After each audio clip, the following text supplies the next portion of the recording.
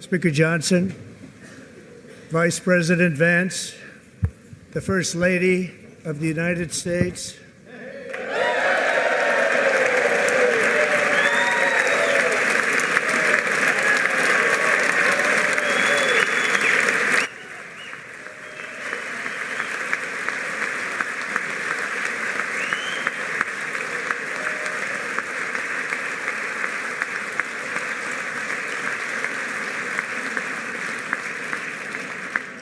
members of the United States Congress, thank you very much. And to my fellow citizens, America is back.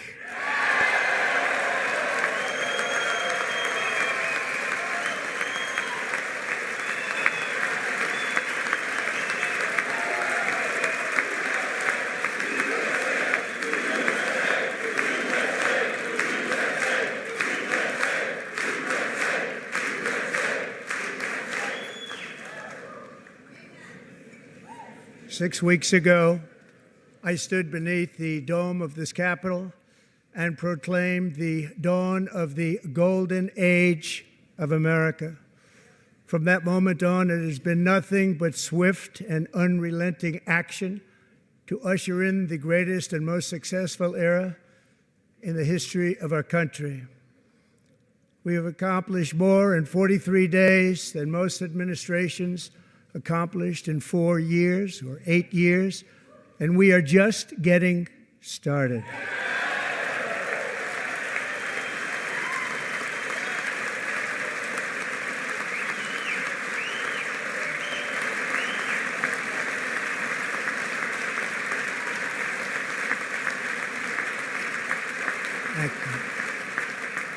I return to this chamber tonight to report that we won all 7 swing states, giving us an electoral college victory of 312 votes.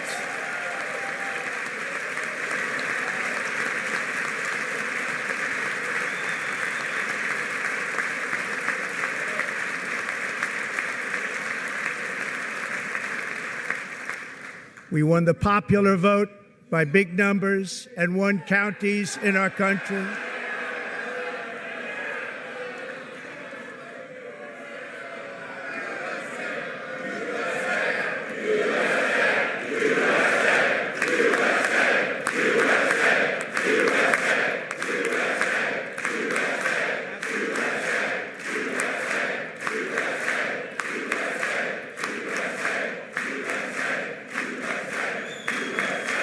And won counties in our country, 2,700 to 525, on a map that reads almost completely red for Republican.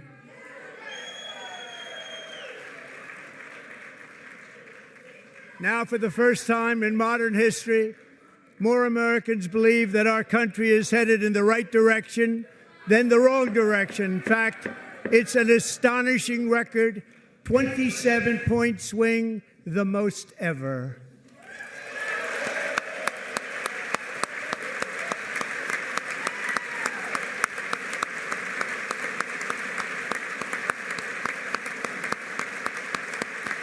Likewise, small business optimism saw its single largest one-month gain ever recorded, Mr. President. a 41-point jump.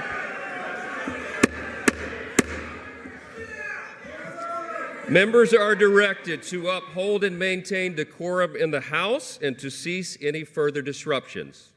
That's your warning.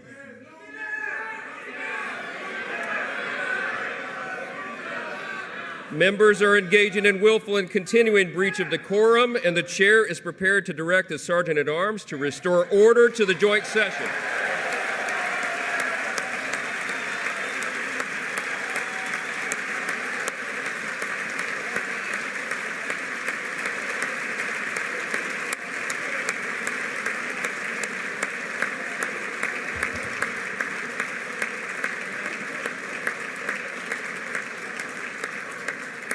Mr. Green, take your seat.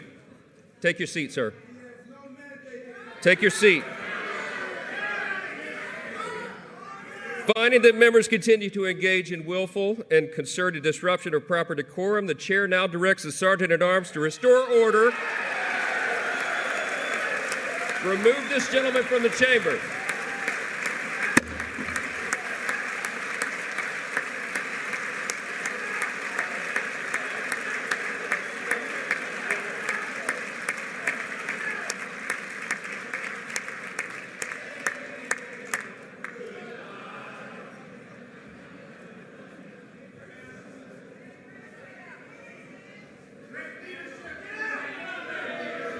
Go.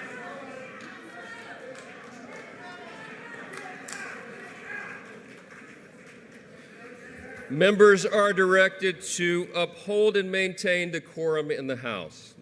Mr. President, you continue. Thank you. Over the past 6 weeks, I have signed nearly 100 executive orders and taken more than 400 executive actions, a record to restore common sense, safety, optimism, and wealth all across our wonderful land. The people elected me to do the job, and I'm doing it.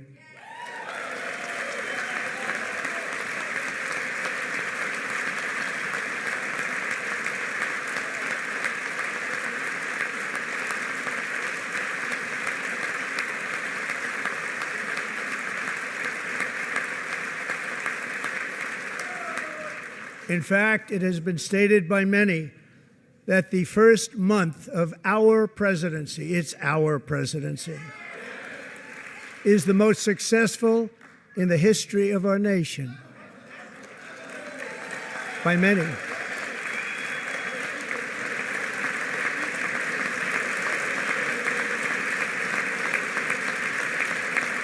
And what makes it even more impressive is that, do you know who number 2 is? George Washington. How about that? How about that? I don't know about that list, but we'll take it. Within hours of taking the oath of office, I declared a national emergency on our southern border, and I deployed the U.S. military and Border Patrol to repel the invasion of our country. And what a job they've done. As a result, illegal border crossings last month were by far the lowest ever recorded, ever.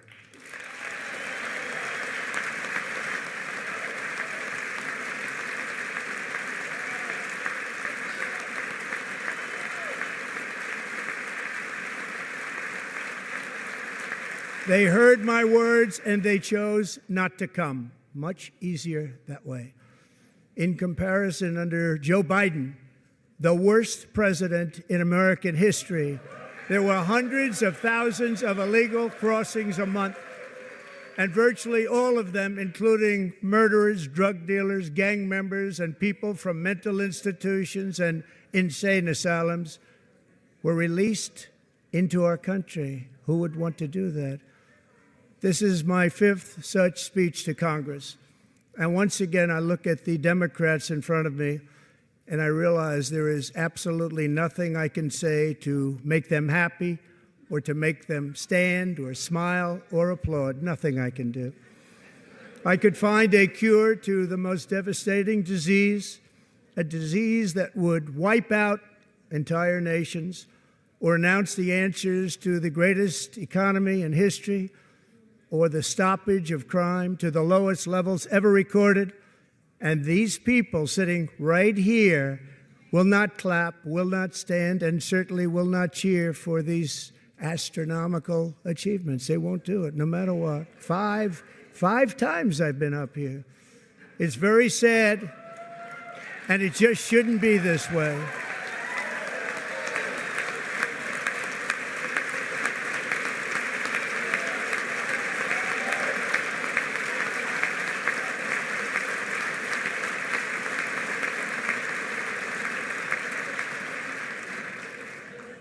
So Democrats sitting before me, for just this one night, why not join us in celebrating so many incredible wins for America? For the good of our nation, let's work together and let's truly make America great again.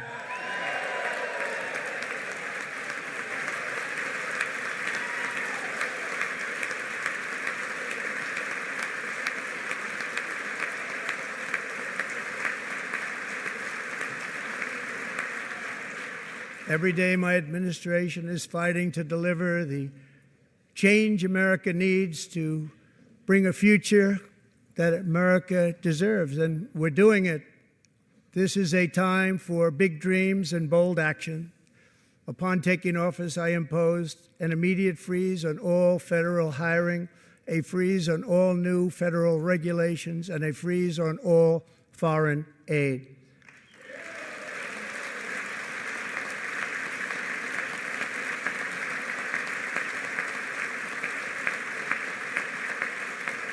I terminated the ridiculous Green New Scam.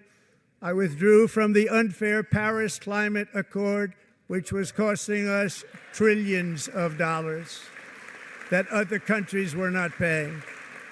I withdrew from the corrupt World Health Organization.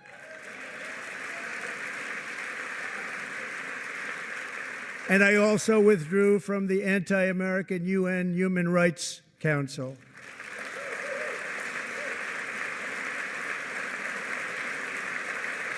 We ended all of Biden's environmental restrictions that were making our country far less safe and totally unaffordable. And importantly, we ended the last administration's insane electric vehicle mandate, saving our auto workers and companies from economic destruction.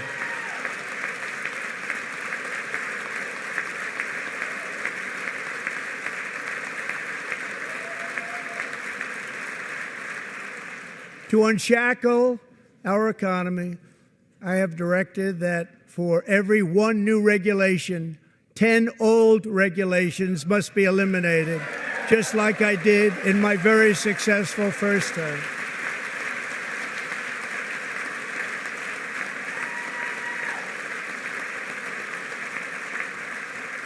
And in that first term, we set records on ending unnecessary rules and regulations like no other president had done before.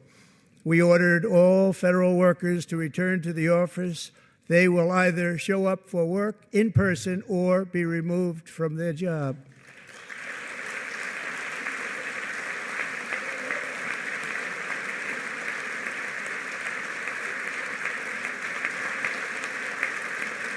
And we have ended weaponized government where, as an example, a sitting president is allowed to viciously prosecute his political opponent, like me.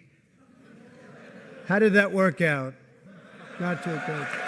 Not too good.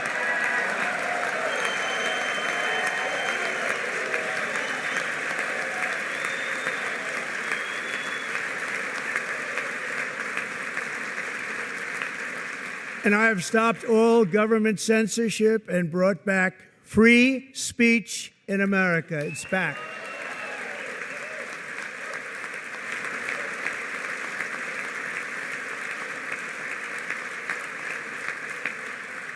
And 2 days ago, I signed an order making English the official language of the United States of America.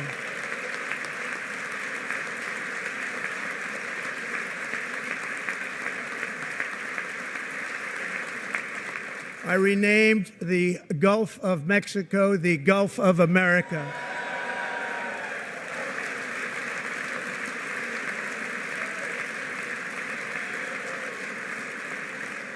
And likewise, I renamed, for a great president, William McKinley, Mount McKinley again. Beautiful Alaska. We love Alaska. We've ended the tyranny of so-called diversity, equity, and inclusion policies all across the entire federal government and indeed the private sector and our military. And our country will be woke no longer.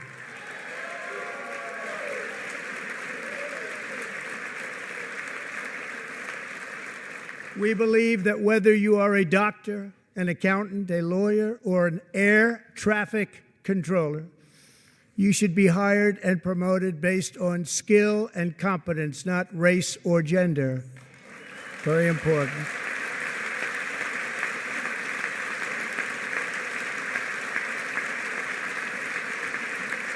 You should be hired based on merit.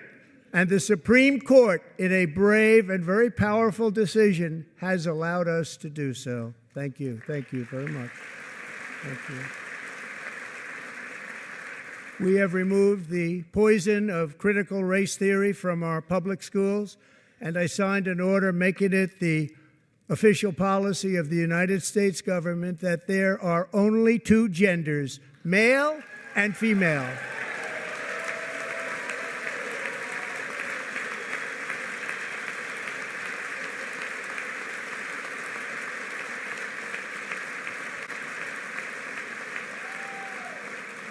I also signed an executive order to ban men from playing in women's sports.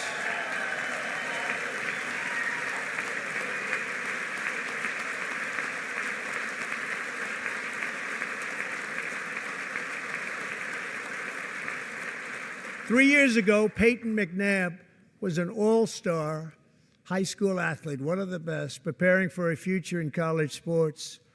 But when her girls' volleyball match was invaded by a male, he smashed the ball so hard in Peyton's face, causing traumatic brain injury, partially paralyzing her right side and ending her athletic career. It was a shot like she's never seen before. She's never seen anything like it. Peyton is here tonight in the gallery, and Peyton, from now on, schools will kick the men off the girls' team, or they will lose all federal funding.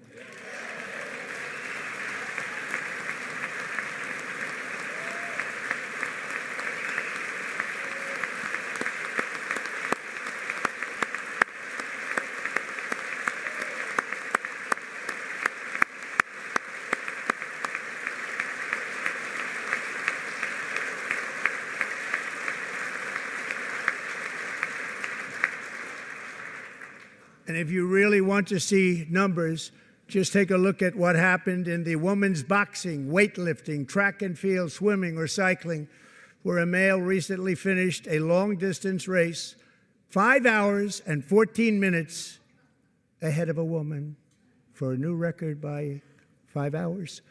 Broke the record by 5 hours. It's demeaning for women, and it's very bad for our country. We're not going to put up with it any longer.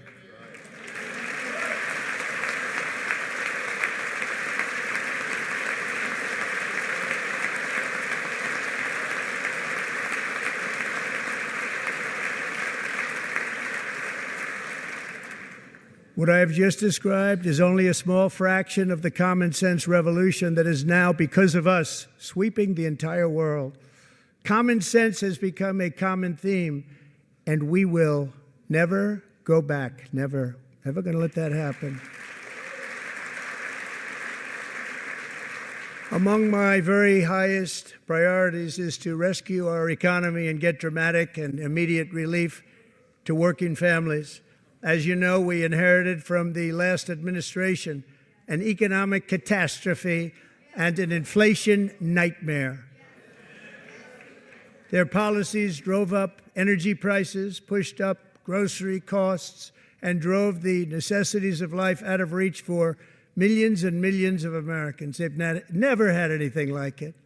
We suffered the worst inflation in 48 years, but perhaps even in the history of our country. They're not sure. As president, I'm fighting every day to reverse this damage and make America affordable again.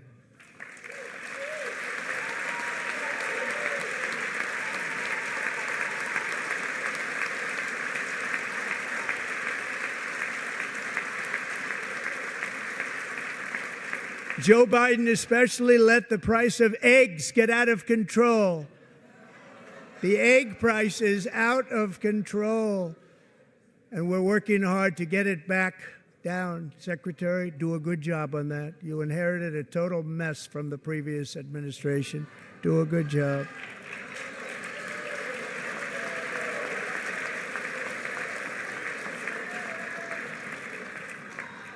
A major focus of our fight to defeat inflation is rapidly reducing the cost of energy. The previous administration cut the number of new oil and gas leases by 95%, slowed pipeline construction to a halt, and closed more than 100 power plants. We are opening up many of those power plants right now.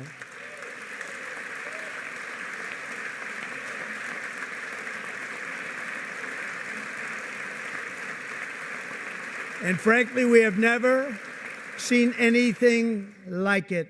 That's why on my first day in office, I declared a national energy emergency.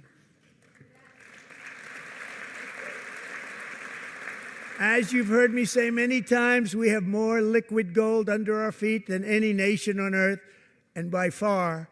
And now I fully authorize the most talented team ever assembled to go and get it. It's called Drill, Baby, Drill.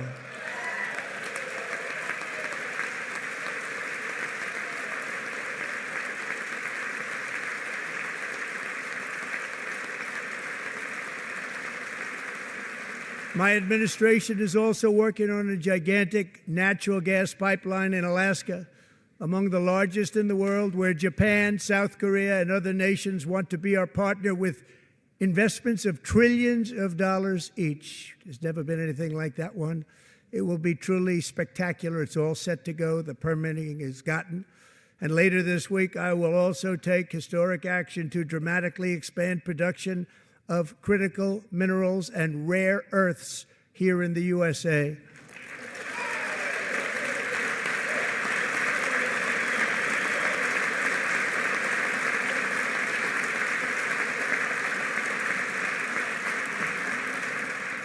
To further combat inflation, we will not only be reducing the cost of energy, but will be ending the flagrant waste of taxpayer dollars.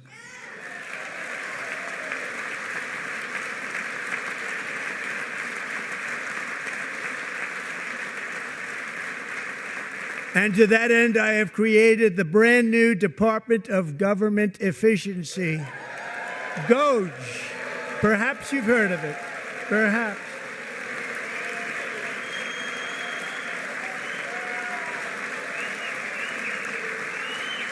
Which is headed by Elon Musk, who is in the gallery tonight.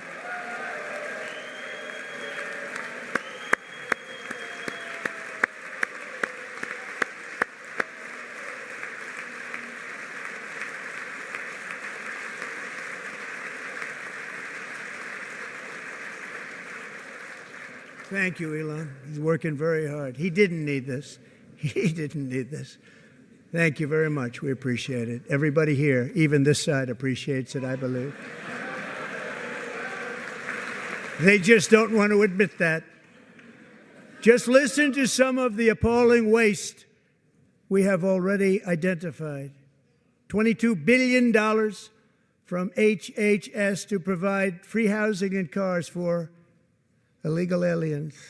$45 million for diversity, equity, and inclusion scholarships in Burma. $40 million to improve the social and economic inclusion of sedentary migrants. Nobody knows what that is. $8 million to promote LGBTQI+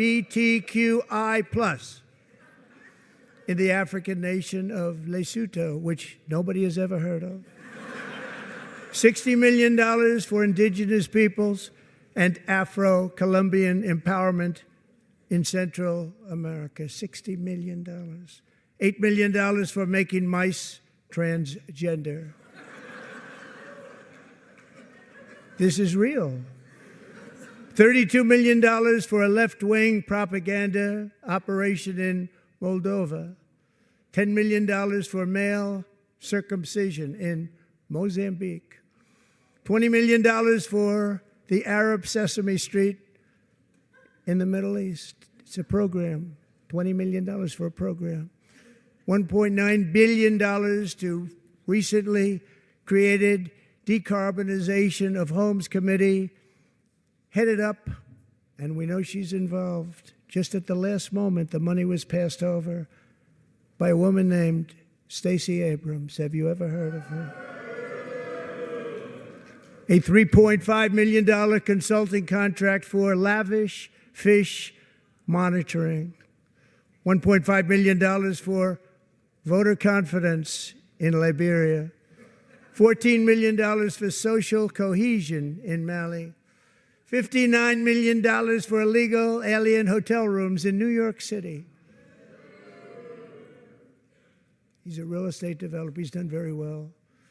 $250,000 to increase vegan local climate action innovation in Zambia.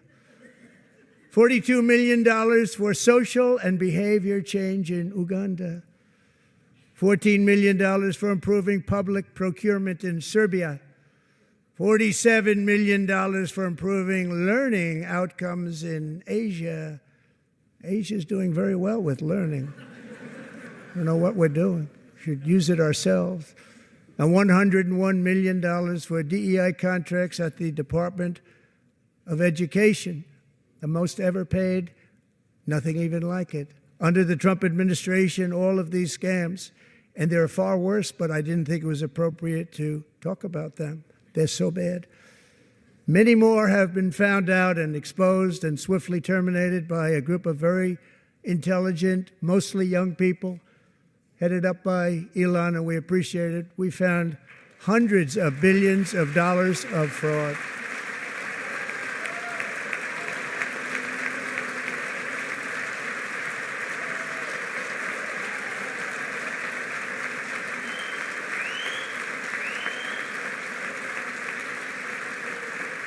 And we've taken back the money and reduced our debt to fight inflation and other things. Taken back a lot of that money. We got it just in time. This is just the beginning. The Government Accountability Office, a federal government office, has estimated annual fraud of over $500 billion in our nation, and we are working very hard to stop it. We're going to. We're also identifying shocking levels of incompetence and probable fraud in the Social Security program for our seniors, and that our seniors and people that we love rely on. Believe it or not, government databases list 4.7 million Social Security members from people aged 100 to 109 years old. It lists 3.6 million people from ages 110 to 119. I don't know any of them. I know some people that are rather elderly, but not quite that elderly. 3.47 million people from ages 120 to 129. 3.9 million people from ages 130 to 139. 3.5 million people from ages 140 to 149. And money is being paid to many of them, and we're searching right now. In fact, Pam, good luck. Good luck. You're going to find it. But a lot of money is paid out to people because it just keeps getting paid, and nobody does, and it really hurts Social Security and hurts our country. 1.3 million people from ages 150 to 159, and over 130,000 people, according to the Social Security databases, are age over 160 years old. We have a healthier country than I thought, Bobby.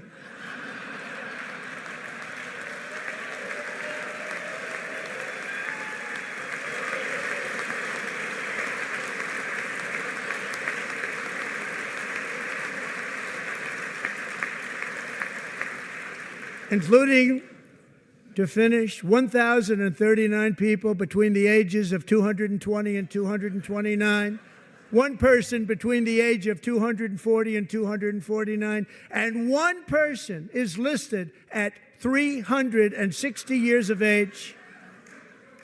More than 100 years older than our country. But we're going to find out where that money's going, and it's not going to be pretty. By slashing all of the fraud, waste, and theft we can find, we will defeat inflation, bring down mortgage rates, lower car payments, and grocery prices, protect our seniors, and put more money in the pockets of American families.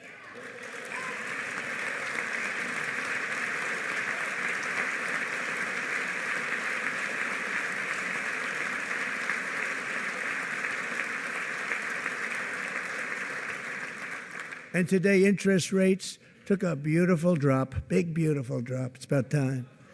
And in the near future, I want to do what has not been done in 24 years, balance the federal budget. We're going to balance it.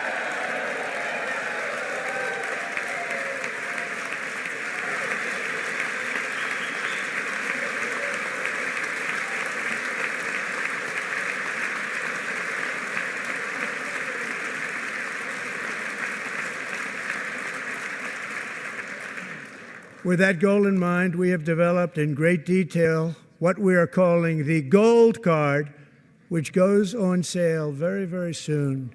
For $5 million, we will allow the most successful job-creating people from all over the world to buy a path to U.S. citizenship. It's like the green card, but better and more sophisticated. And these people will have to pay tax in our country. They won't have to pay tax from where they came. The money that they've made, you wouldn't want to do that, but they have to pay tax, create jobs.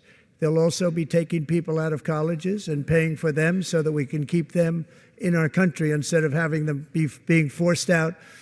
Number one, at the top school, as an example, being forced out and not being allowed to stay and create tremendous numbers of jobs and great success for a company out there. So while we take out the criminals, killers, traffickers, and child predators who are allowed to enter our country under the open border policy of these people, the Democrats, the Biden administration, the open border insane policies that you've allowed to destroy our country. We will now bring in brilliant, hardworking, job-creating people. They're going to pay a lot of money, and we're going to reduce our debt with that money.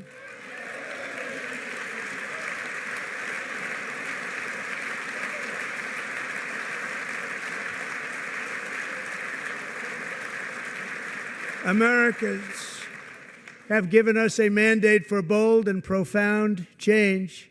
For nearly 100 years, the federal bureaucracy has grown until it has crushed our freedoms, ballooned our deficits, and held back America's potential in every possible way. The nation founded by pioneers and risk-takers now drowns under millions and millions of pages of regulations and debt. Approvals that should take 10 days to get instead take 10 years, 15 years, and even 20 years before you're rejected. Meanwhile, we have hundreds of thousands of federal workers who have not been showing up to work. My administration will reclaim power from this unaccountable bureaucracy, and we will restore true democracy to America again.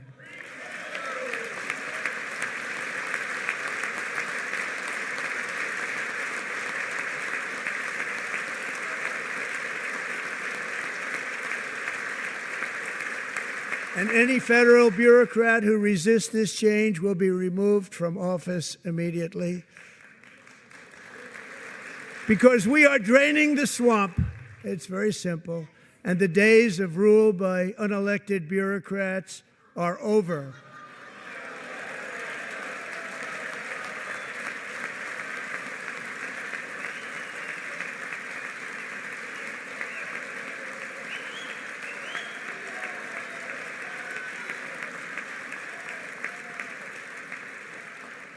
And the next phase of our plan to deliver the greatest economy in history is for this Congress to pass tax cuts for everybody. They're in there. They're waiting for you to vote. And I'm sure that the people on my right, I don't mean the Republican right, but my right here, I'm sure you're going to vote for those tax cuts, because otherwise I don't believe the people will ever vote you into office. So I'm doing you a big favor by telling you that.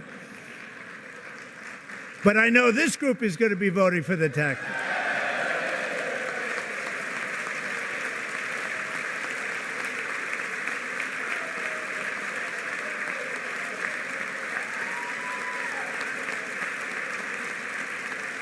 Thank you.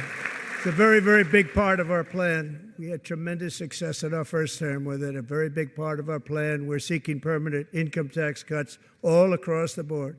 And to get urgently needed relief to Americans hit especially hard by inflation, I'm calling for no tax on tips, no tax on overtime, and no tax on Social Security benefits for our great seniors.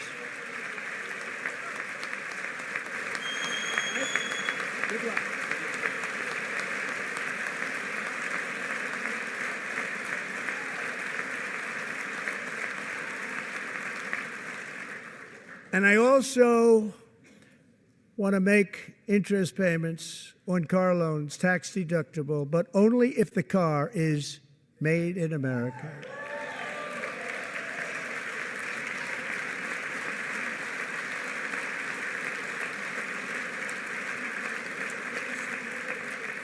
And by the way, we're going to have growth in the auto industry like nobody's ever seen. Plants are opening up all over the place. Deals are being made.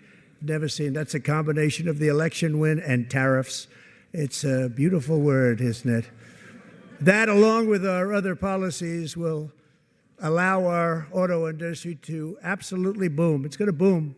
Spoke to the majors today, all three, the top people, and they're so excited. In fact, already numerous car companies have announced that they will be building massive automobile plants in America, with Honda just announcing a new plant in Indiana, one of the largest anywhere in the world.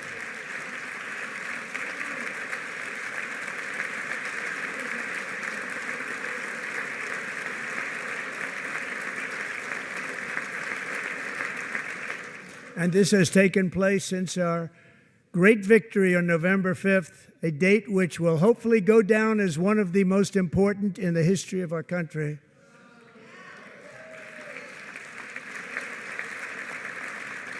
In addition, as part of our tax cuts, we want to cut taxes on domestic production and all manufacturing. And just as we did before, we will provide 100% expensing. It will be retroactive to January 20th, 2025. And it was one of the main reasons why our tax cuts were so successful in our first term, giving us the most successful economy in the history of our country. First term. We had a great first term.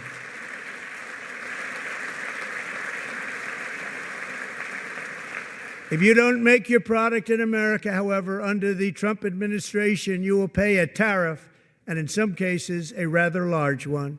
Other countries have used tariffs against us for decades, and now it's our turn to start using them against those other countries.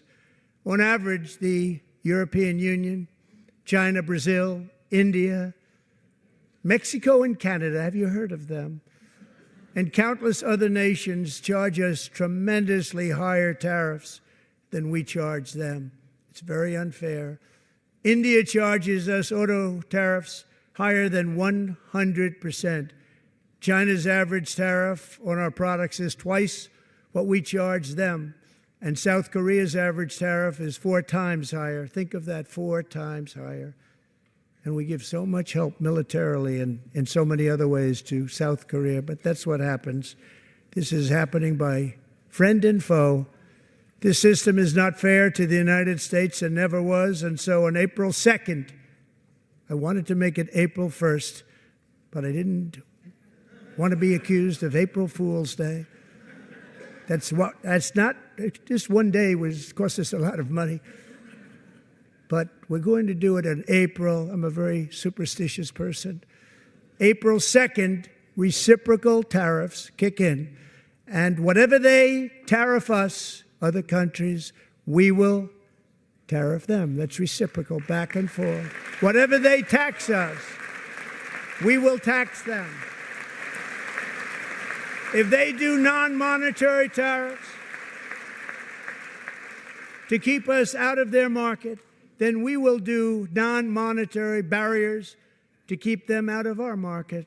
There's a lot of that, too. They don't even allow us in their market. We will take in trillions and trillions of dollars and create jobs like we have never seen before. I did it with China and I did it with others, and the Biden administration couldn't do anything about it because there was so much money they couldn't do anything about it. We have been ripped off for decades by nearly every country on earth, and we will not let that happen any longer.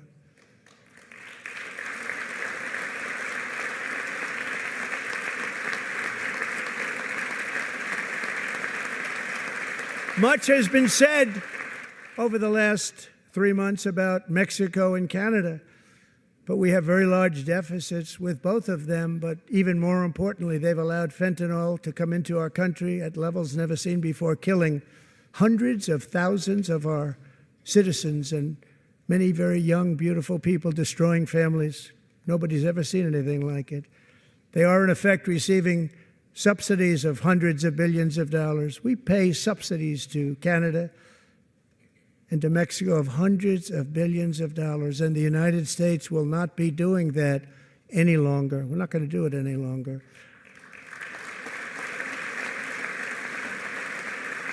Thanks to our America First policies we're putting into place, we have had $1.7 trillion of new investment in America in just the past few weeks. The combination of the election and our economic policies that people of SoftBank, one of the most brilliant anywhere in the world, announced a $200 billion investment. OpenAI and Oracle, Larry Ellison, announced $500 billion investment, which they wouldn't have done if Kamala had won. Apple announced $500 billion investment. Tim Cook called me. He said, I cannot spend it fast enough. It's going to be much higher than that, I believe. They'll be building their plants here instead of in China. And just yesterday, Taiwan Semiconductor, the biggest in the world, most powerful in the world, has a tremendous amount, 97% of the market, announced a $165 billion investment to build the most powerful chips on earth right here in the USA.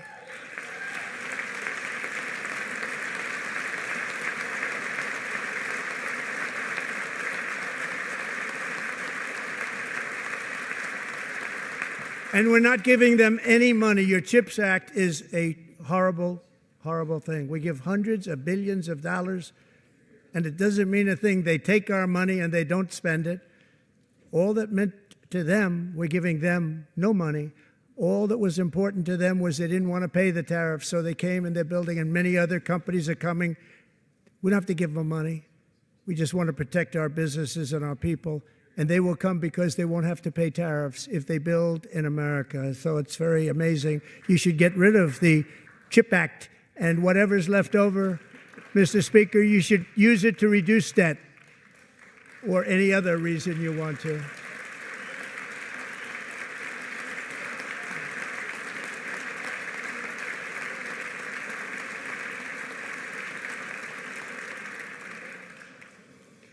Our new trade policy will also be great for the American farmer. I love the farmer, who will now be selling into our home market, the USA, because nobody is going to be able to compete with you. Because those goods that come in from other countries and companies, they're really in a bad position in so many different ways. They're uninspected. They may be very dirty and disgusting, and they come in and they pour in, and they hurt our American farmers. The tariffs will go on agricultural product coming into America, and our farmers, starting on April 2nd, it may be a little bit of an adjustment period. We had that before when I made the deal with China, $50 billion of purchases, and I said, just bear with me, and they did. They did. Probably have to bear with me again, and this will be even better. That was great. The problem with it was that Biden didn't enforce it. He didn't enforce it. $50 billion of purchases, and we were doing great, but Biden did not enforce it, and it hurt our farmers. But our farmers are going to have a field day right now. So to our farmers, have a lot of fun. I love you too. I love you too. It's all going to happen.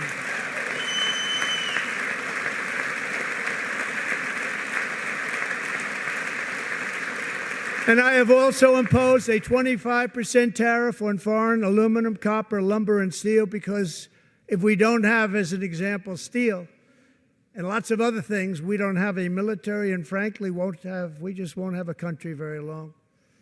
Here today is a proud American steelworker, fantastic person from Decatur, Alabama. Jeff Denard has been working at the same steel plant for 27 years in a job that has allowed him to serve as the captain of his local volunteer fire department, raise 7 children with his beautiful wife, Nicole, and over the years provide a loving home for more than 40 foster children. So great, Jeff.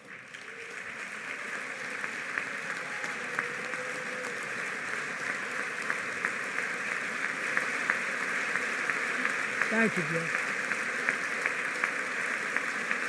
Thank you, Jeff.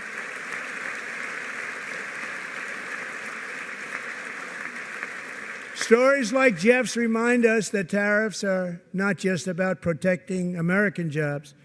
They're about protecting the soul of our country. Tariffs are about making America rich again and making America great again, and it's happening, and it will happen rather quickly. There'll be a little disturbance, but we're okay with that. It won't be much. No, you're not. Oh. And look where Biden took us, very low, the lowest we've ever been. Jeff, I want to thank you very much. And I also want to recognize another person who has devoted herself to foster care community. She works so hard on it. A very loving person, our magnificent First Lady of the United States.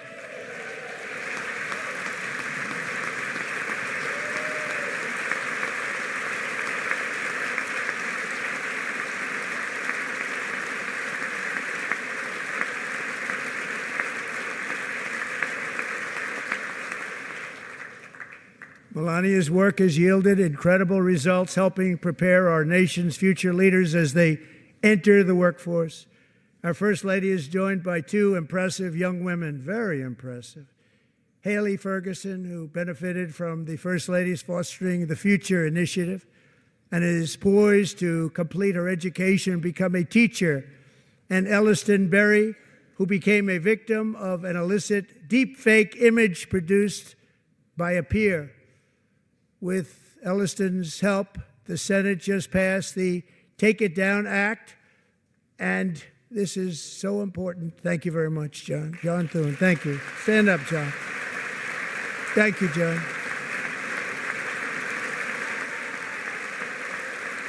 Thank you all very much.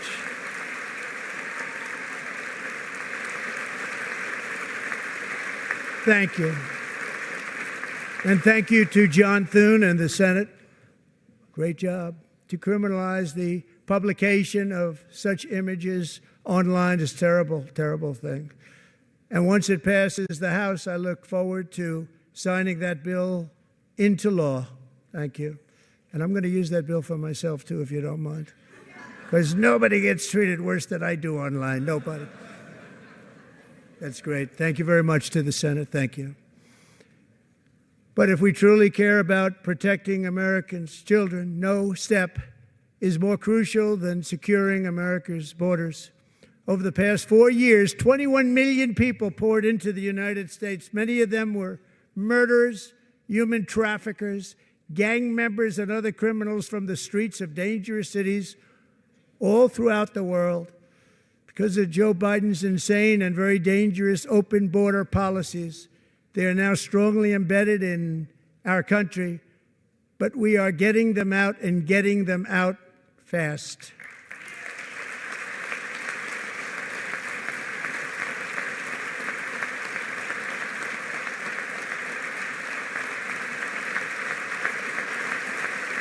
And I want to thank Tom Homan and Christy. I want to thank you and Paul of Border Patrol.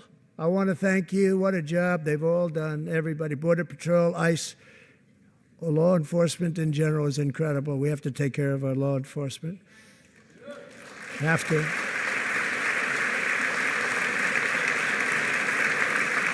Last year,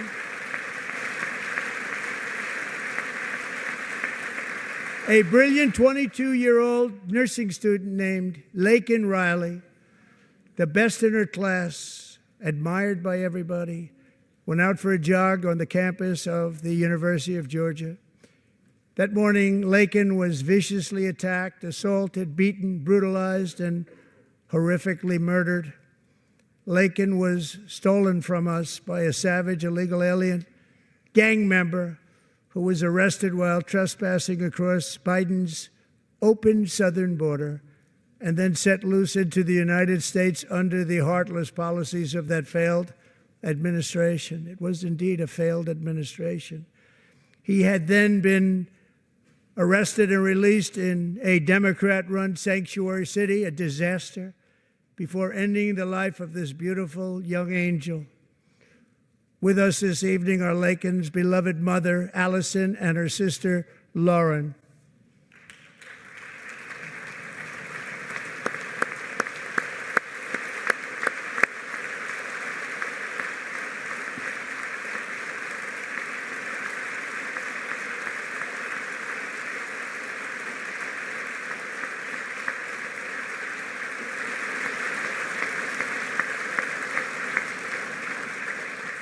Last year, I told Laken's grieving parents that we would ensure their daughter would not have died in vain. That's why the very first bill I signed into law as your 47th president mandates the detention of all dangerous criminal aliens who threaten public safety. It's a very strong, powerful act.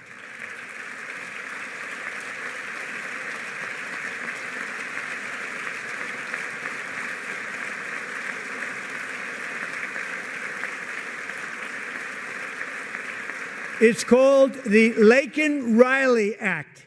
So Allison and Lauren, America will never, ever forget our beautiful Laken Hope Riley.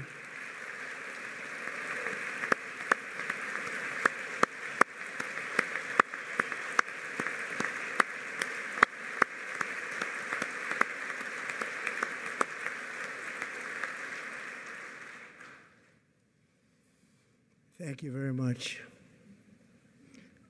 Since taking office, my administration has launched the most sweeping border and immigration crackdown in American history, and we quickly achieved the lowest numbers of illegal border crossers ever recorded. Thank you.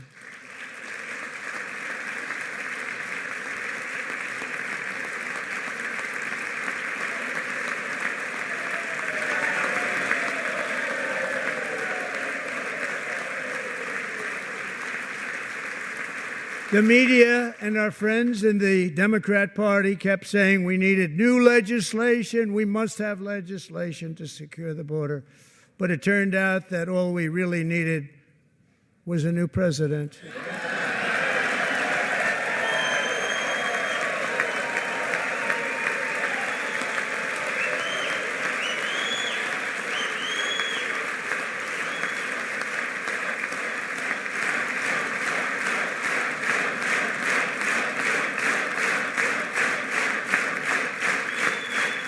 Thank you. Joe Biden didn't just open our borders, he flew illegal aliens over them to overwhelm our schools, hospitals, and communities throughout the country.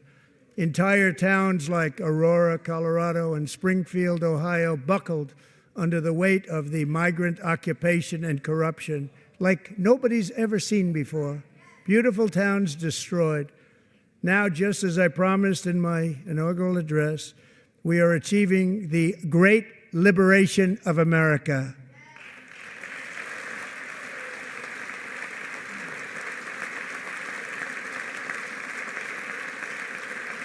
But there still is much work to be done. Here tonight is a woman I have gotten to know, Alexis Nungari from Houston.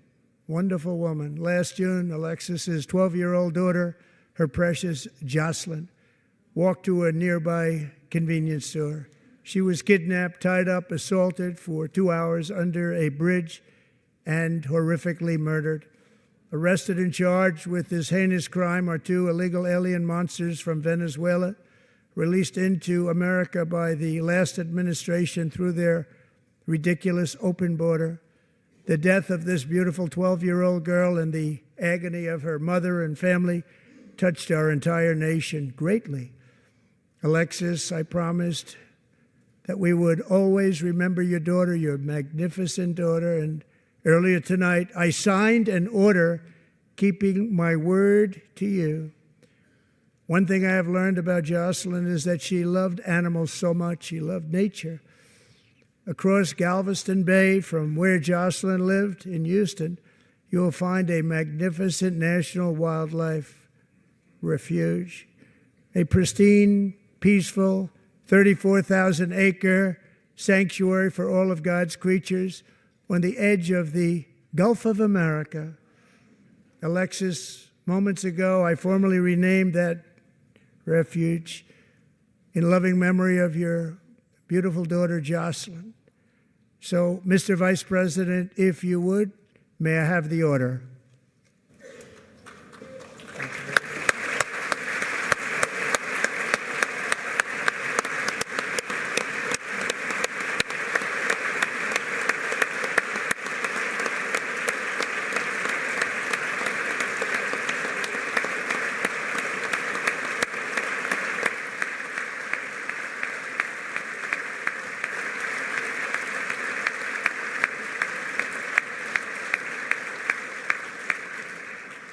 Thank you very much.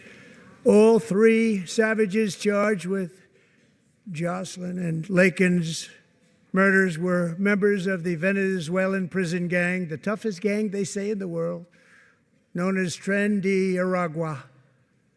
2 weeks ago, I officially designated this gang, along with MS-13 and the bloodthirsty Mexican drug cartels, as foreign terrorist organizations.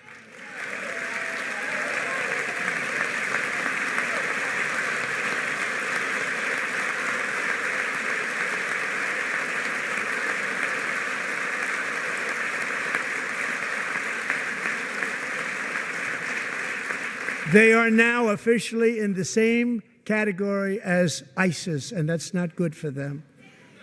Countless thousands of these terrorists were welcomed into the U.S. by the Biden administration.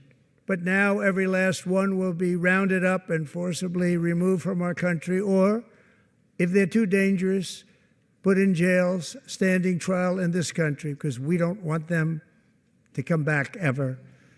With us this evening is a warrior on the front lines of that battle, Border Patrol Agent Roberto Ortiz. Great guy.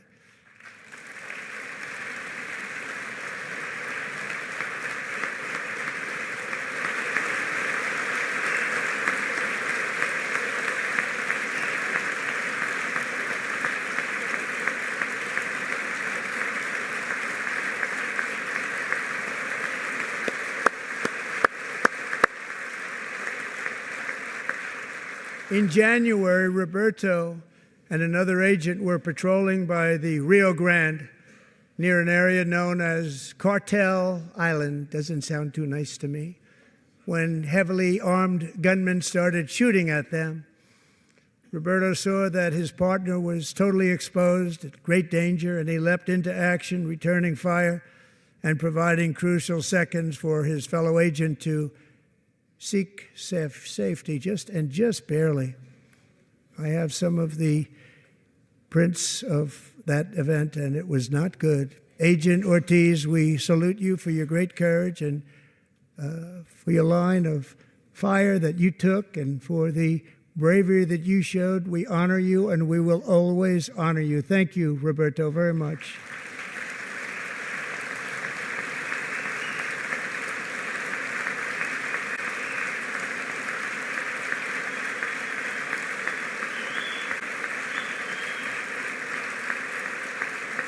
Thank you, Roberto.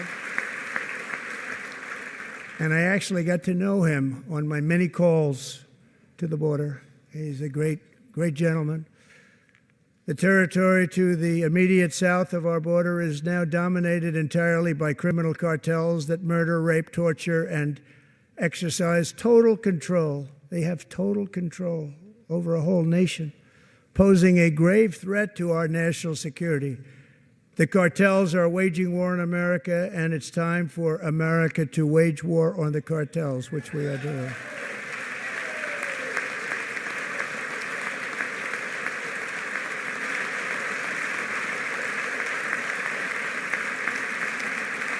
Five nights ago, Mexican authorities, because of our tariff policies being imposed on them, think of this, handed over to us 29 of the biggest cartel leaders in their country. That has never happened before. They want to make us happy. First time ever. But we need Mexico and Canada to do much more than they've done, and they have to stop the fentanyl and drugs pouring into the USA. They're going to stop it. I have sent Congress a detailed funding request laying out exactly how we will eliminate these threats to protect our homeland and complete the largest deportation operation in American history, larger even than current record holder President Dwight D. Eisenhower, a moderate man, but someone who believed very strongly in borders. Americans expect Congress to send me this funding without delay so I can sign it into law. So, Mr. Speaker, John Thune, both of you, I hope you're going to be able to do that. Mr. Speaker, thank you. Mr. Leader, thank you. Thank you very much. And let's get it to me. I'll sign it so fast, you won't even believe it.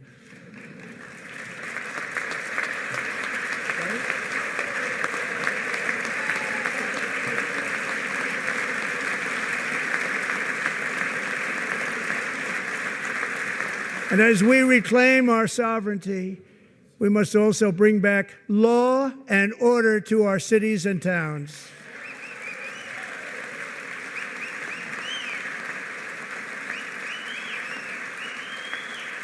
In recent years, our justice system has been turned upside down by radical left lunatics. Many jurisdictions virtually ceased enforcing the law against dangerous repeat offenders while weaponizing law enforcement against political opponents like me.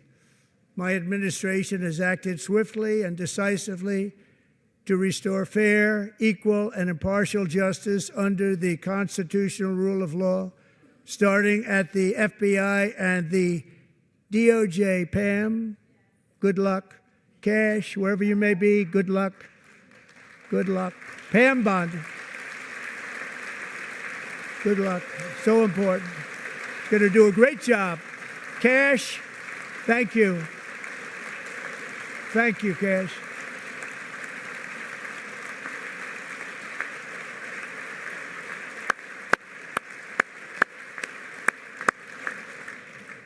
They've already started very strong. They're going to do a fantastic job. You're going to be very proud of them.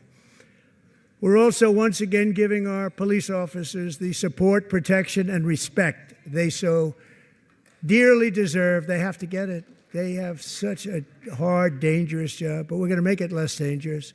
The problem is the bad guys don't respect the law, but they're starting to respect it, and they soon will respect it. This also includes our great fire departments throughout the country. Our firemen and women are unbelievable people, and we'll never forget them. And besides that, they voted for me in record numbers, so I have no choice.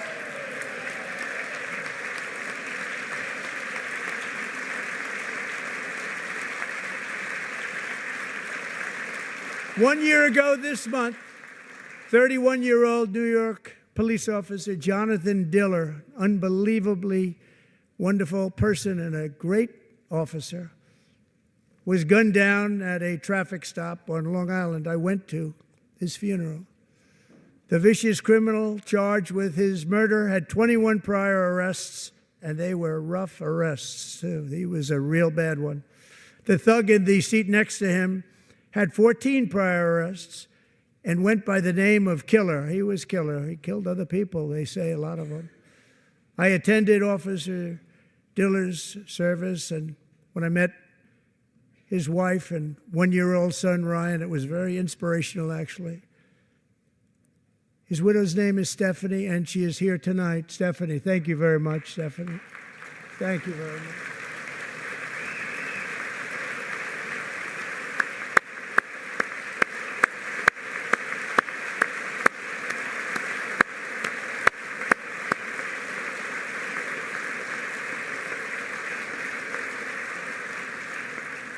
Stephanie, we're going to make sure that Ryan knows his dad was a true hero, New York's finest, and we're going to get these cold-blooded killers and repeat offenders off our streets, and we're going to do it fast. Got to stop it. They get out with 28 arrests. They push people into subway trains. They hit people over the head, back of the head with baseball bats. We got to get them out of here. I've already signed an executive order requiring a mandatory death penalty for anyone who murders a police officer. And tonight I'm asking Congress to pass that policy into permanent law.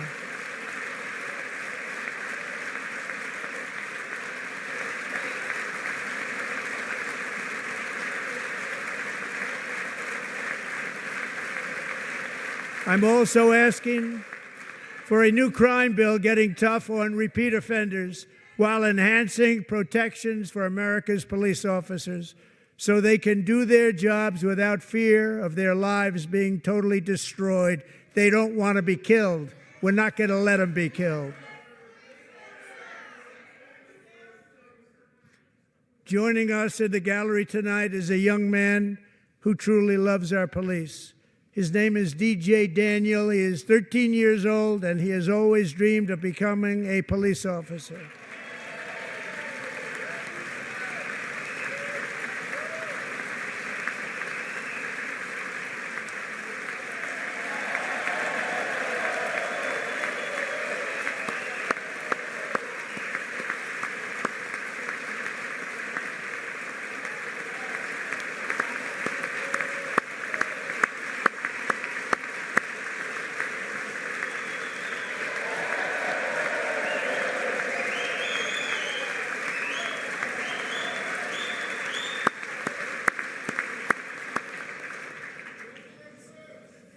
But in 2018, DJ was diagnosed with brain cancer. The doctors gave him 5 months at most to live. That was more than 6 years ago.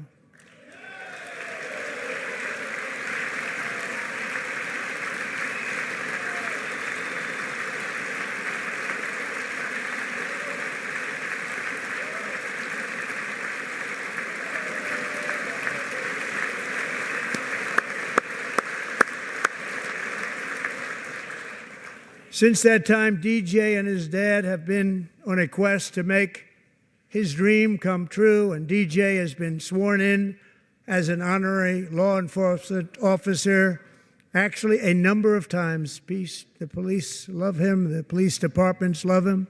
And tonight, DJ, we're going to do you the biggest honor of them all. I am asking our new Secret Service Director, Sean Curran, to officially make you an agent of the United States Secret Service.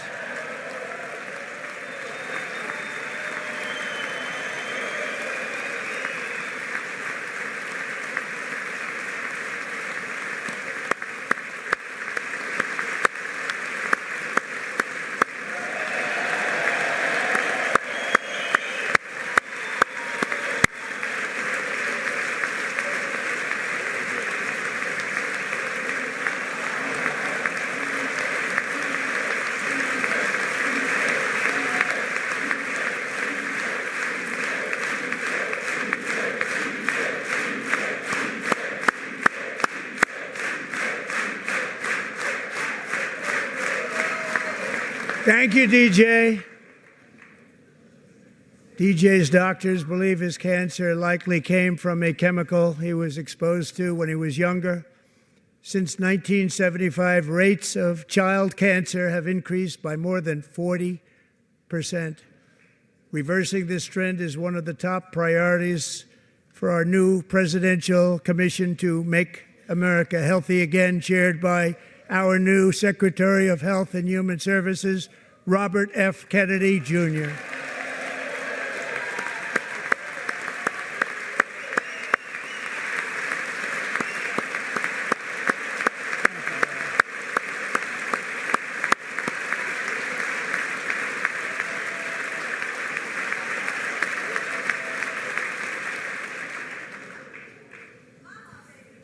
With the name Kennedy, you would have thought everybody over here would have been cheering. How quickly they forget. Our goal is to get toxins out of our environment, poisons out of our food supply, and keep our children healthy and strong. As an example, not long ago, and you can't even believe these numbers, 1 in 10,000 children had autism, 1 in 10,000, and now it's 1 in 36. There's something wrong, 1 in 36, think of that. So we're going to find out what it is, and there's nobody better than Bobby and all of the people that are working with you. You have the best to figure out what is going on. Okay, Bobby, good luck. It's a very important job. Thank you. Go get him.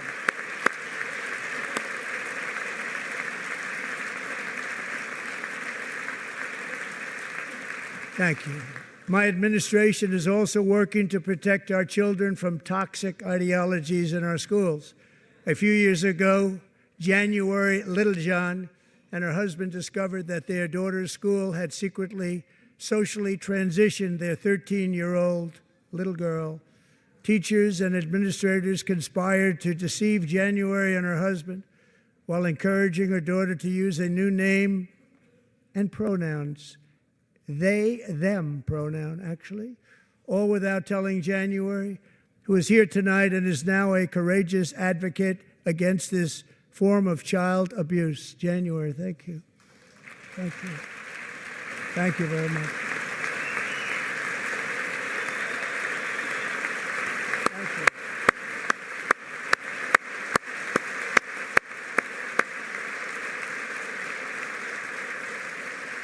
Thank you.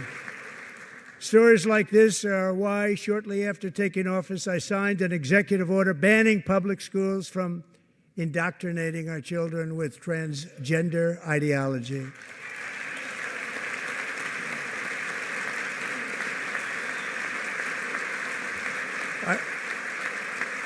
I also signed an order to cut off all taxpayer funding to any institution that engages in the sexual mutilation of our youth.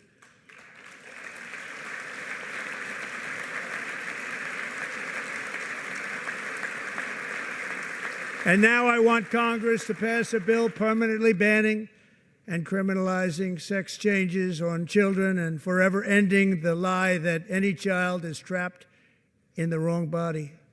This is a big lie.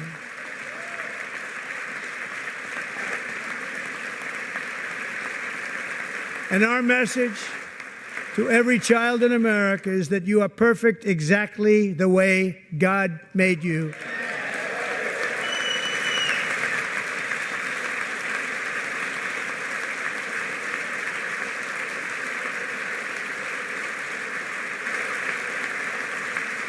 Because we're getting wokeness out of our schools and out of our military, and it's already out, and it's out of our society. We don't want it. Wokeness is trouble. Wokeness is bad. It's gone. It's gone. And we feel so much better for it, don't we? Don't we feel better? Our service members won't be activists and ideologues. They will be fighters and warriors. They will fight for our country. And Pete, congratulations. Secretary of Defense, congratulations.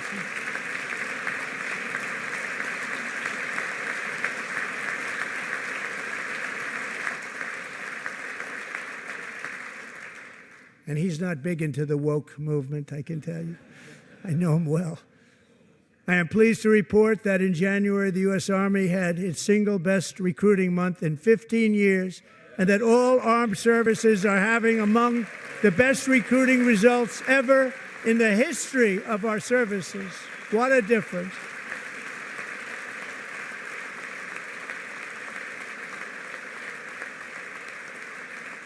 And you know, it was just a few months ago where the results were exactly the opposite. We couldn't recruit anywhere. We couldn't recruit.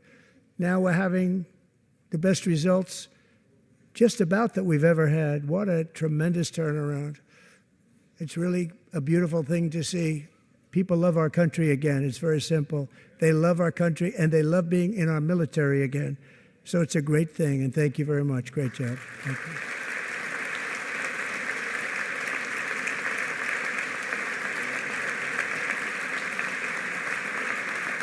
We're joined tonight by a young man, Jason Hartley, who knows the weight of that call of duty.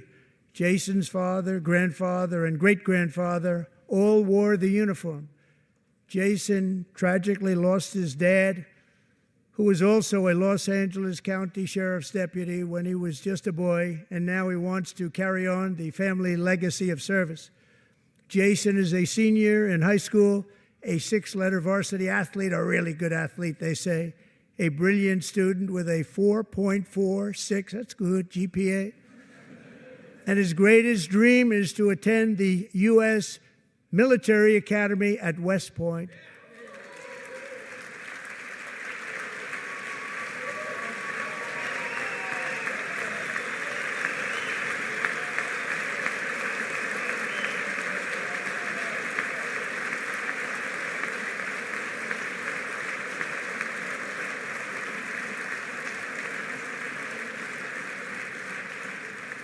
And Jason, that's a very big deal getting in. That's a hard one to get into. But I'm pleased to inform you that your application has been accepted.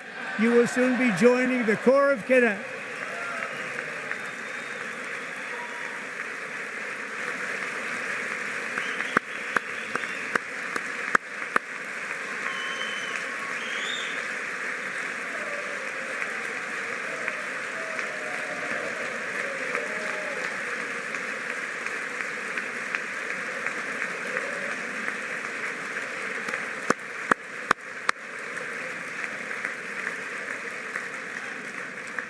Thank you. Jason, you're going to be on the long gray line, Jason. As Commander-in-Chief, my focus is on building the most powerful military of the future. As a first step, I'm asking Congress to fund a state-of-the-art Golden Dome missile defense shield to protect our homeland, all made in the USA.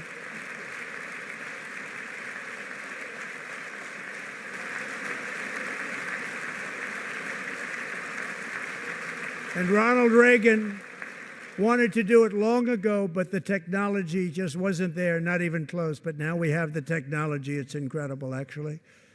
And other places, they have it. Israel has it. Other places have it. And the United States should have it too, right, Tim, right? They should have it too. So I want to thank you. But it's a very, very important. This is a very dangerous world. We should have it. We want to be protected, and we're going to protect our citizens like never before. To boost our defense industrial base, we are also going to resurrect the American shipbuilding industry, including commercial shipbuilding and military shipbuilding.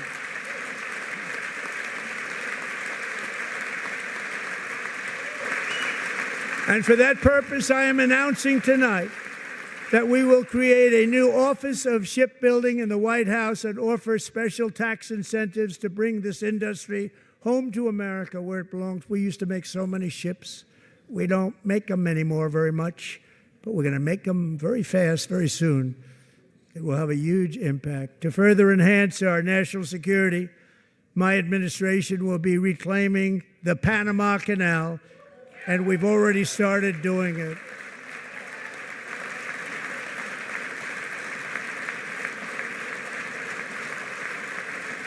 Just today, a large American company announced they are buying both ports around the Panama Canal and lots of other things having to do with the Panama Canal and a couple of other canals.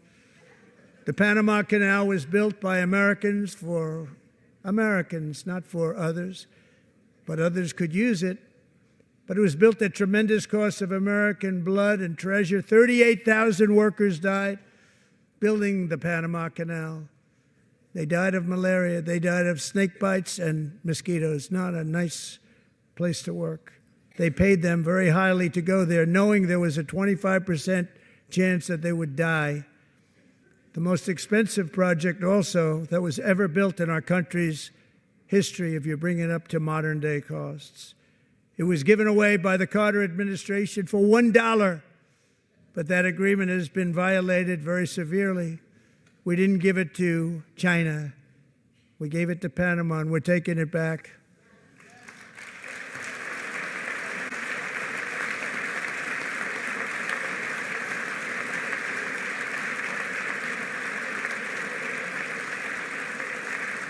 And we have Marco Rubio in charge. Good luck, Marco. Now, we know who to blame if anything goes wrong. Marco's been amazing, and he's going to do a great job. Think of it. He got 100 votes.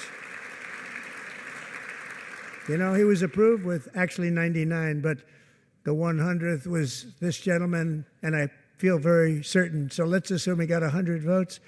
And I'm either very, very happy about that or I'm very concerned about it. But he's already proven. I mean, he's a great gentleman. He's respected by everybody, and we appreciate you voting for Marco. He's going to do a fantastic job. Thank you. Thank you. He's doing a great job. Great job. And I also have a message tonight for the incredible people of Greenland. We strongly support your right to determine your own future. And if you choose, we welcome you into the United States of America. We need Greenland for national security and even international security, and we're working with everybody involved to try and get it. But we need it really for international world security, and I think we're going to get it. One way or the other, we're going to get it. We will keep you safe. We will make you rich, and together we will take Greenland to heights like you have never thought possible before. It's a very small population, but very, very large piece of land and very, very important for military security. America is once again standing strong against the forces of radical Islamic terrorism. 3.5 years ago, ISIS terrorists killed 13 American service members and countless others in the Abbey Gate bombing during the disastrous and incompetent withdrawal from Afghanistan. Not that they were withdrawing, it was the way they withdrew. Perhaps the most embarrassing moment in the history of our country. Tonight, I am pleased to announce that we have just apprehended the top terrorist responsible for that atrocity, and he is right now on his way here to face the swift sword of American justice.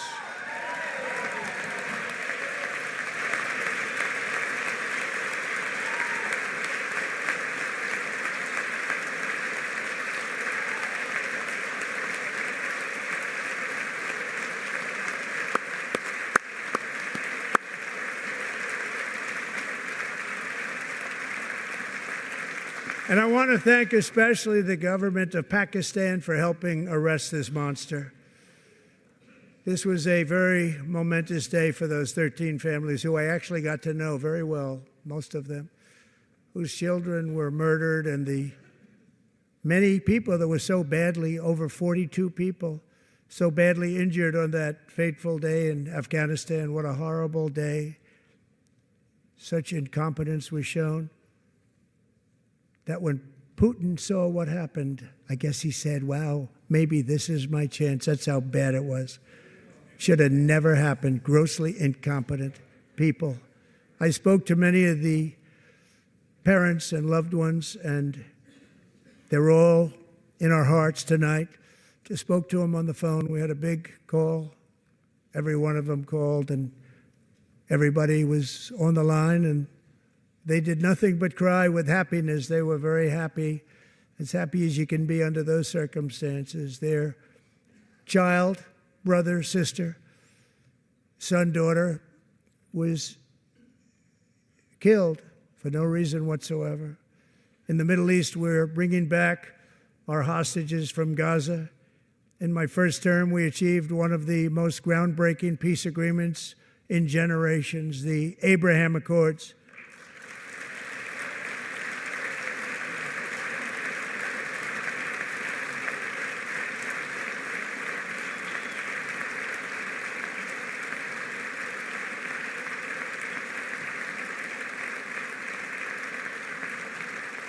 And now we're going to build on that foundation to create a more peaceful and prosperous future for the entire region. A lot of things are happening in the Middle East. People have been talking about that so much lately with everything going on with Ukraine and Russia. But a lot of things are happening in the Middle East. It's a rough neighborhood, actually. I'm also working tirelessly to end the savage conflict in Ukraine. Millions of Ukrainians and Russians have been needlessly killed or wounded in this horrific and brutal conflict with no end in sight. The United States has sent hundreds of billions of dollars to support Ukraine's defense with no security, with no anything.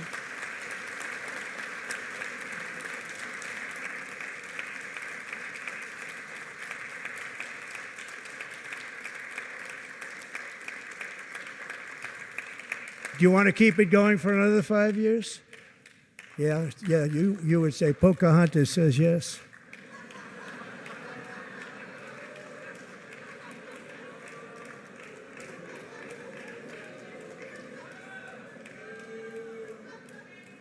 $2,000 people are being killed every single week. More than that. They're Russian young people. They're Ukrainian young people. They're not Americans. But I want it to stop. Meanwhile, Europe has sadly spent more money buying Russian oil and gas than they have spent on defending Ukraine, by far. Think of that. They've spent more buying Russian oil and gas than they have defending. And we've spent perhaps $350 billion, like taking candy from a baby. That's what happened. And they've spent $100 billion. What a difference that is. And we have an ocean separating us, and they don't. But we're getting along very well with them, and lots of good things are happening. Biden has authorized more money in this fight than Europe has spent by billions and billions of dollars. It's hard to believe that they wouldn't have stopped it and said at some point, come on, let's equalize. You got to be equal to us. But that didn't happen. Earlier today, I received an important letter from President Zelensky of Ukraine. The letter reads, Ukraine is ready to come to the negotiating table as soon as possible to bring lasting peace closer. Nobody wants peace more than the Ukrainians, he said. My team and I stand ready to work under President Trump's strong leadership to get a peace that lasts. We do really value how much America has done to help Ukraine maintain its sovereignty and independence. Regarding the agreement on minerals and security, Ukraine is ready to sign it at any time that is convenient for you. I appreciate that he sent this letter, just got it a little while ago. Simultaneously, we've had serious discussions with Russia and have received strong signals that they are ready for peace. Wouldn't that be beautiful? Wouldn't that be beautiful?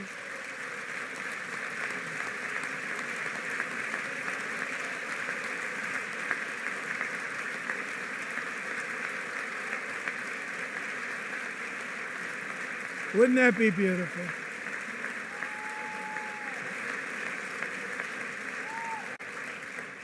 It's time to stop this madness. It's time to halt the killing.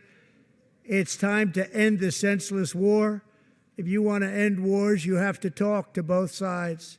Nearly 4 years ago, amid rising tensions, a history teacher named Mark Fogel was detained in Russia and sentenced to 14 years in a penal colony. Rough stuff. The previous administration barely lifted a finger to help him. They knew he was innocent, but they had no idea where to begin. But last summer, I promised his 95-year-old mother, Malphine, that we would bring her boy safely back home. After 22 days in office, I did just that, and they are here tonight.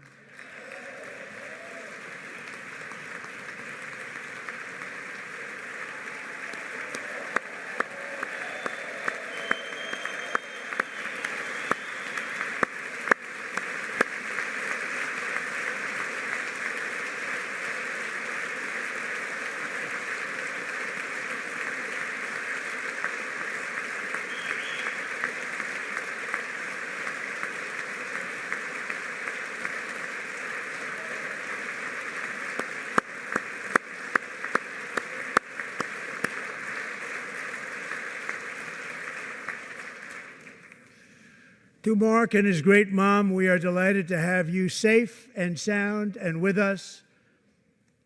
As fate would have it, Mark Fogel was born in a small rural town in Butler, Pennsylvania. Have you heard of it?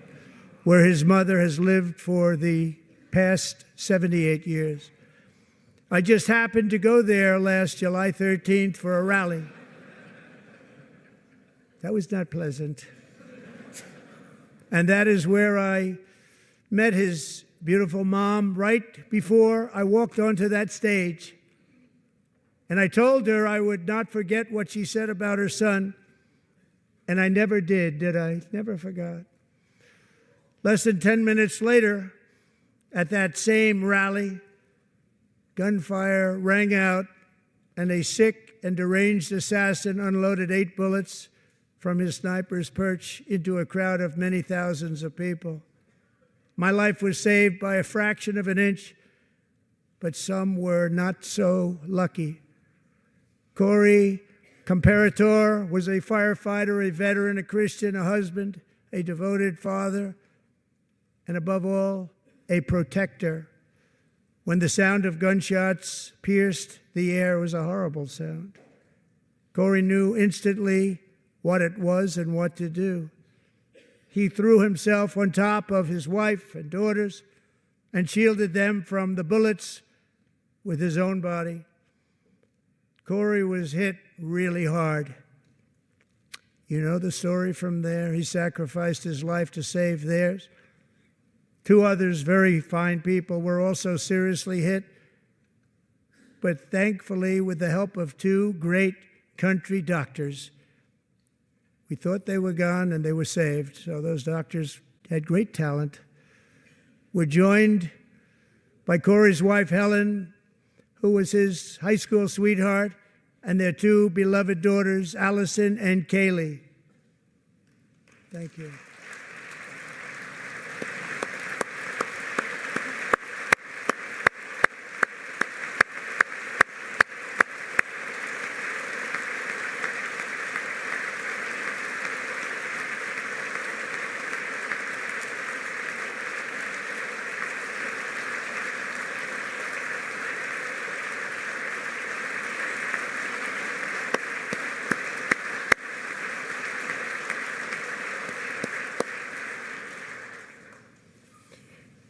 To Helen, Allison, and Kaylee, Corey is looking down on his 3 beautiful ladies right now, and he is cheering you on. He loves you.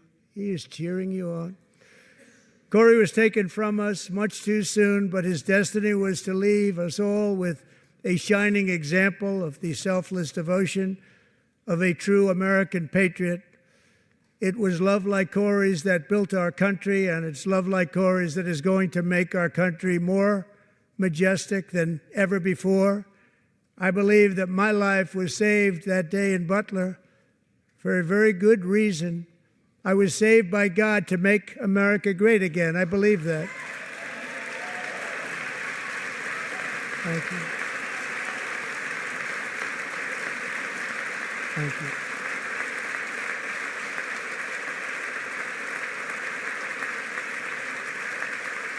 Thank you.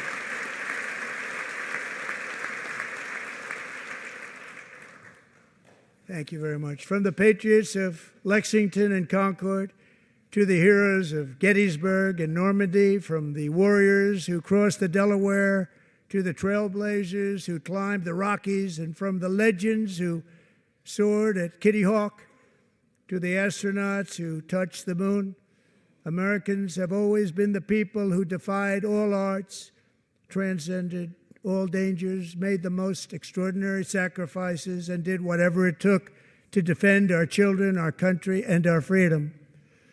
And as we have seen in this chamber tonight, that same strength, faith, love, and spirit is still alive and thriving in the hearts of the American people. Despite the best efforts of those who would try to censor us, silence us, break us, destroy us, Americans are today a proud, free, sovereign, and independent nation that will always be free, and we will fight for it till death. We will never let anything happen to our beloved country, because we are a country of doers, dreamers, fighters, and survivors. Our ancestors crossed a vast ocean strode into the unknown wilderness and carved their fortunes from the rock and soil of a perilous and very dangerous frontier.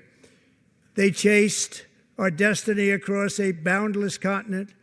They built the railroads, laid the highways, and graced the world with American marvels like the Empire State Building, the mighty Hoover Dam, and the towering Golden Gate Bridge. They lit the world with electricity, broke free of the force of gravity, fired up the engines of American industry, vanquished the communists, fascists, and Marxists all over the world, and gave us countless modern wonders sculptured out of iron, glass, and steel.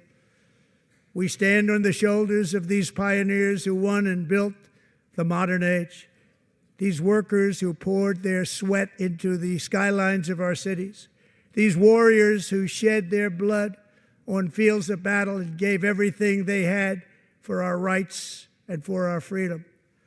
Now it is our time to take up the righteous cause of American liberty.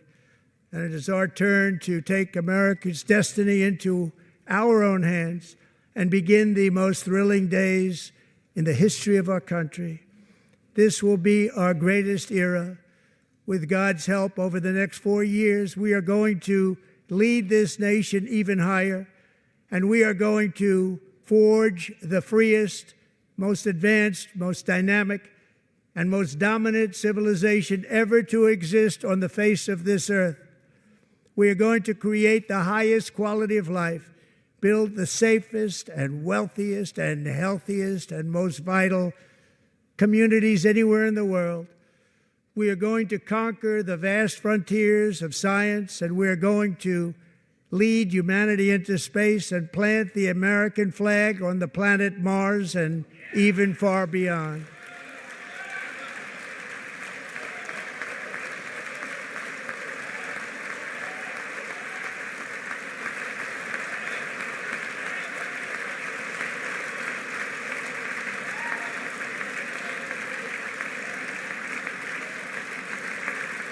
And through it all, we are going to rediscover the unstoppable power of the American spirit.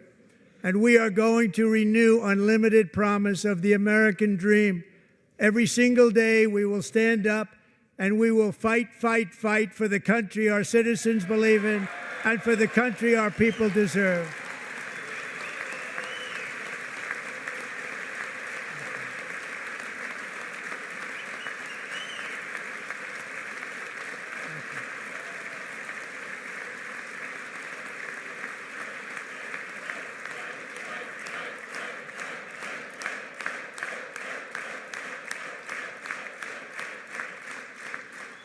My fellow Americans, get ready for an incredible future, because the golden age of America has only just begun. It will be like nothing that has ever been seen before. Thank you, God bless you, and God bless America.